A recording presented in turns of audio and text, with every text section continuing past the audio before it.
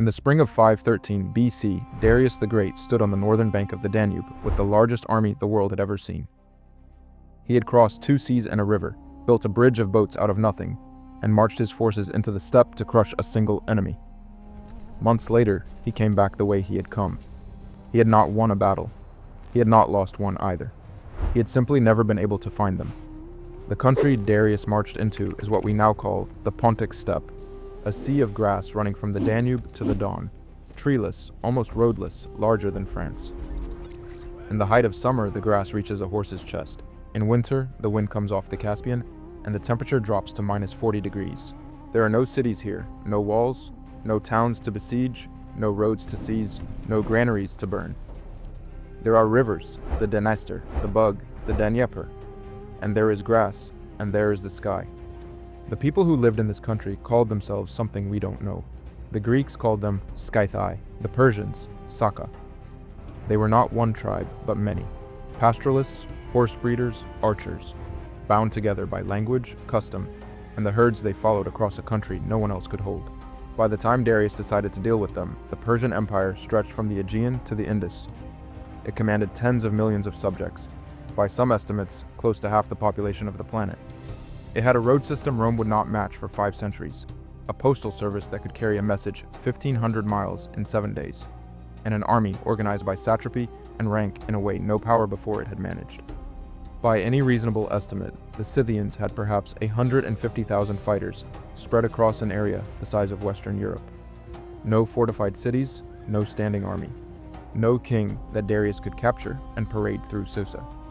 It should have been an afternoon's work. The problem was that Darius had no idea how to win. He should have known.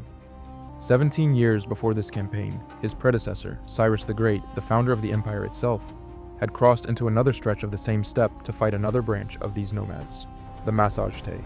Their queen, Tamiris, had warned him to turn back. He had not. Cyrus died there. His army was destroyed. When the queen had his body recovered from the field, Herodotus says, she ordered his head plunged into a wineskin filled with human blood. You thirsted for blood, she told him. Now, drink your fill. This was the country Darius was now riding into. He was not the first Persian king to underestimate the steppe. He was the second. What Herodotus describes, and we have only Herodotus, which means we have to be careful, is a campaign that read like a bad dream. The Scythians refused to fight. They withdrew. They burned the grass behind them. They filled in the wells. They drove their herds north and east, drawing the Persian army deeper into a country that grew emptier with every march. When Darius finally sent a herald demanding battle, the Scythian king sent back a message in objects: a bird, mouse, frog, and 5 arrows. One of Darius's commanders read it for him. The genius was not the message. The genius was the way the Scythians lived, which made the message true. Their wealth moved with them. Herds of horses, cattle, and sheep. Their houses were felt tents on wagons. Their cities were the camps they pitched at dusk and broke at dawn. There was nothing to defend, because there was nothing fixed enough to be defended. And then there was the bow, the Scythian composite bow.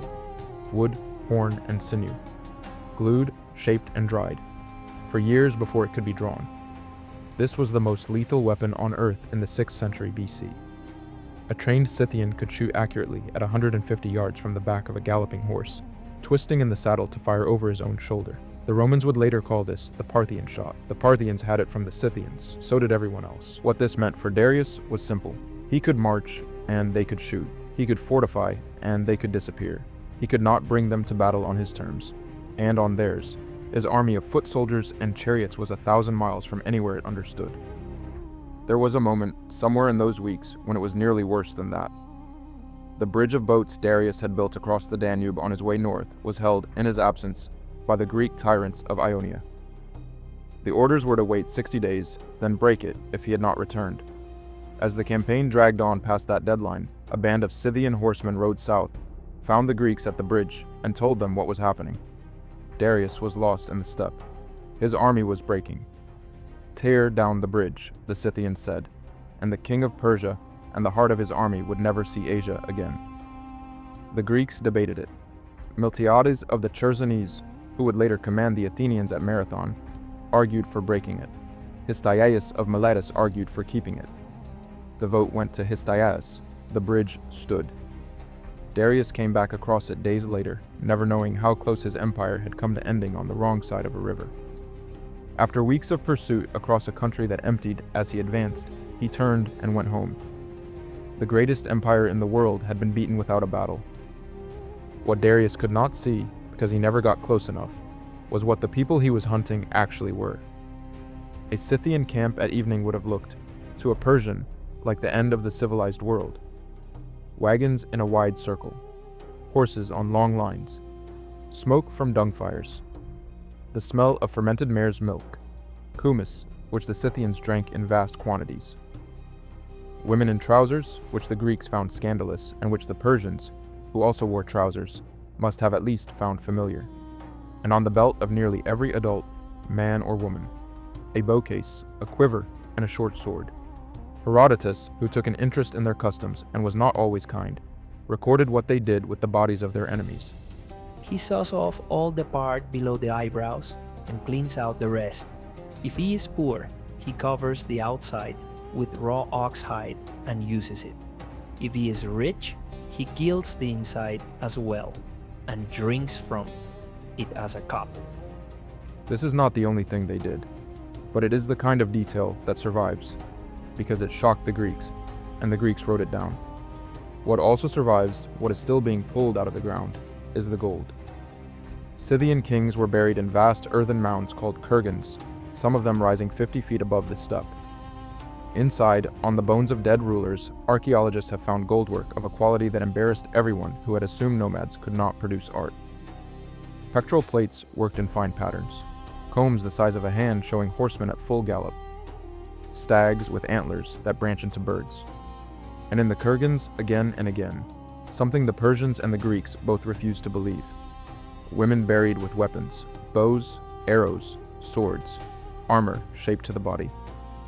In some cemeteries, as many as 1 in 3 warrior burials are female.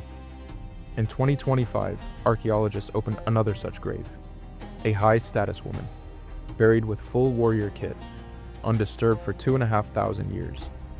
She joins a long list. The Greeks called them Amazons and turned them into legend. The legend was real. The Persians never conquered the Scythians. Neither did anyone else, really. The lesson stuck. 2 centuries after Darius, Alexander the Great pushed his armies further east than any Greek before him. When he reached the Jaxartes River, on the edge of the same steppe Cyrus had died on, he won a single, sharp battle against the Saka, decided not to pursue them into the grass, and turned back. The Romans, when they came, built a wall along the Danube. They built another along the Rhine. They almost never tried to push north into open country. Imperial Rome, the empire that conquered the entire Mediterranean basin, chose, on the question of the steppe, simply to draw a line and stop. In the spring of 513 BC, Darius the Great stood on a steppe he could not hold, looking at dust on a horizon he could not reach. Somewhere out in that grass, a people he had not been able to defeat were already moving on. They are still there, in pieces, in the gold of their kings still being lifted out of the ground, in the bones of women with arrows in their hands. And every spring, the grass comes back over the kurgans of rulers whose names we will never know.